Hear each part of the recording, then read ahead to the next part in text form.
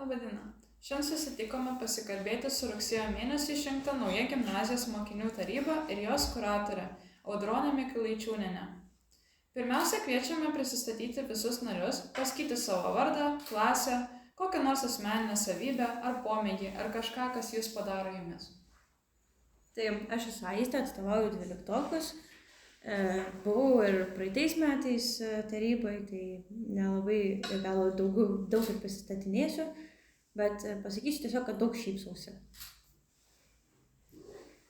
Sveiki, aš esu Emilija Skrivelytė, 1 C klasės mokinė, atstovauju pirmokus ir mano mėgstamiausias posakis yra gyveni tik kartą.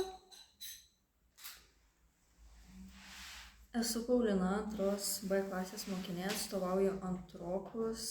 Šiais metais kandidatavau į prezidentus ir dabar esu prezidento pavaduotoja. Sveiki, esu Juta iš 3 B klasės. Aš gyvenime remiuosi žodžiais, tai ką darai šiandien, nulemia tai, ką darys rytoj. Tai toliau norėčiau paklausti, kaip sekėsi jums burti komandą, kokius darbus galbūt jau spėjot nuveikti, nors ir per šitą trumpą laiką. Spėjom pasitarti apie neformalų vakarą susipažinti komandai. Susipažinom šiek tiek ir kol kas gal tiek. Tai tada koks jūsų komandos veiklos planas ateičiai, kam planuojat skirti prioritetus, kokioms veikloms ir kodėl būtent jas pasirinkote?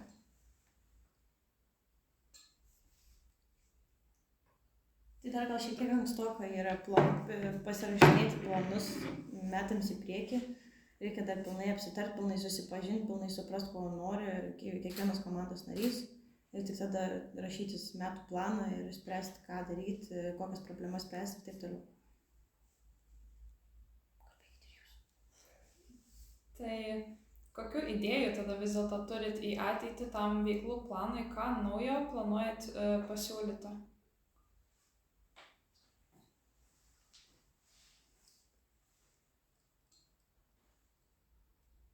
Na, jeigu dar neplanuoja, tai turbūt dar pasitarsit, tada kokie jūsų manymu būtini pokyčiai šitoj gimnazijai, gal iš to netgi ir kiltų tos idėjos veiklų planai, aš manau. Tai trūksta Karolio. Kelią tvarkysim svetainę internetinę, mokyklos puslapį. Galbūt pradėsim daryti kaip ir pasisveikinimą, nes jau yra kalbėta su porų mokytojų, tokių kaip ir pastebėjimų, kad ne visi mokiniai sveikinasi tiek su darbuotojais, tiek su mokytojais. Ir bandysim sugalvoti, kaip paskatinti visiems pasisveikinti. Kas jūsų manymu kuria mokyklų įvaizdį visuomenėje ir kaip jūs kaip komanda planuojat kurti Saulės gimnazijos įvaizdį?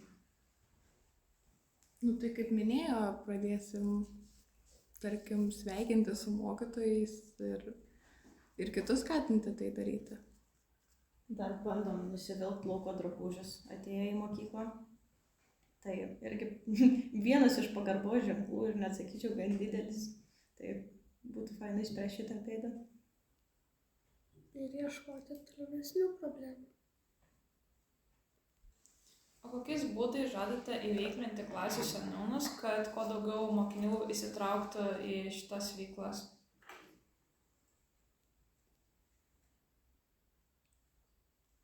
Tai mums trūksta šiaip Karolio, mūsų vado, kad irgi pasakytų savo nuomonę, tai mes irgi daug labai nepasakysim šito klausimu tikriausiai. Na, jūs supratau, tai kadangi nėra to Karolio, nors jis ten ir pasisakytų, tada gal duosim žodį mokinių tarybos kuratoriai Audroniai, ko galbūt jūs norėtumėt palinkėti mokinių tarybų ir gimnazijos nariams. Mes su mokiniais šiandieną labai daug kalbėjom, nežinau, kodėl merginos rado žadą. Ir tikrai daug dalykų aptarėm, tik tai tavęs Aistė nebuvo, bet buvo Emilija, Paulina, buvo Juta. Ir tikrai kalbėjom apie tai ir apie įvaizdį, ir apie gal kažkokias naujoves, bet supratau, kad šita nauja taryba, jinai tęs tradicijas, tuos tradicinius renginius, bet daugiau dėmesio skirs žmonių gerumo formavimui, kultūros formavimui. Na va, ir iškilo toks klausimas dėl to, kad mokiniai nesisveikina su mokyklos bendruomenės nariais. Tai reikės kažkaip sugalvoti ir paskatinimą, ir parodyti savo pavyzdžio, kad būtume mandagūs, kultūringi. Aistė irgi pritarė apie tai. Karolis kažką galvojo netgi apie tai, kad pabudėtų vyresniokai ir nurengtų tuos žmonės, kurie nenori ateiti į pamokas, nusivilkę striukių, nusiėmę kepurių, netgi tokį apsaugos būrį suformuoti. Tai ar pavyks jam, aš nežinau, bet tokių minčių buvo. Taip pat galvojom apie tai ir aš jiem priminiau, ko jie ko gero neturėjo ir nematė, nebent gal Aistė, kad mes su buvusia gimnazijos taryba ir su administracija esam apsitarę, kad jeigu vaikai aktyvūs, juos motyvuoti, išvykas organizuoti, edukacinius užsiėmimus, paskatinti, tai va tokių priemonių, ko gero, bus numatyta, jiems reikia tik nuspręsti, kur važiuoti, ką pamatyti, ko išmokti.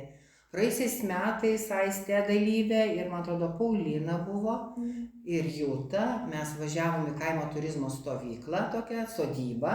Ten visą dieną žaidėm, bendravom ir tai darė ta nauja komanda. Paulina, jūs su Karoliu perėjot per visas klases ir kokį būrį savanorių surinkot, kiek žmonių, kurie nori savanoriauti? Tiksliai dabar nepamenu, kiek buvo tiksliai, bet buvo labai daug pirmokų iš tikrųjų.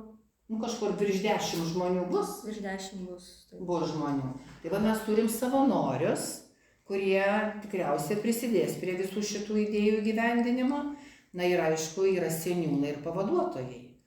Tada jūs sakėt, kad visai neblogai būtų tęsti tradiciją prieš Kalėdas, ar kažkokią gerumo akciją, ar globos, gyvūnėlių globos namus aplankant.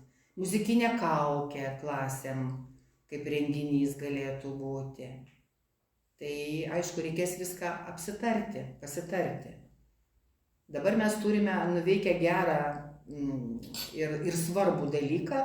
Per šitą laikotarpį mes sudarėm sutartį su Lietuvos moksleivių sąjunga, užpildėm visus reikalingus protokolus. Jie žino, kad yra nauja valdžia mokykloje, jie žino, kad įvyko demokratiški rinkimai, kad yra išrinktas pirmininkas, kad yra pavaduotoja ir kad buriama komanda. Ir šią savaitę, ketvirtadienį, ateina Lietuvos moksleivių sąjungos atstovės į gimnaziją ir jos 9 klasių mokiniam pristatys apie šitą organizaciją, papasakos, ką veikia Lietuvos moksleivių sąjunga. Na, o linkėjimas daugiau drąsos, kūrybingumo, nebijoti.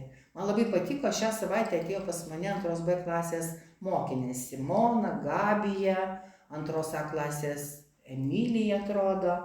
Ir sako, mokytoja, darom gražų, įspūdingą, efektingą Helovyną, bet su tam tikrom detalėm. Na, jos turi tokių įdomių minčių, kaip pasitikti žmonės prieš atostogas, tą penktadienį tokį tamsų. Paskui dar kažką tai, kokią tai fotosesiją pasidaryti. Priminti, kad mirtis tai yra tik tam tikras gyvenimo taškas. O svarbiausia, kad reikia gyvenimu džiaugtis. Na, va, ir toks linkėjimas. Džiaugtis gyvenimu, būti kūrybingais, nebijoti pasakyti savo idėjų. Nu, ir stengsimės jas realizuoti. Tai ačiū už pokalbį ir žurnalistai jiems visiems linki kūrybiškumo, darbštumo, atsakomybės ir sėkmės tolimesniuose darbuose.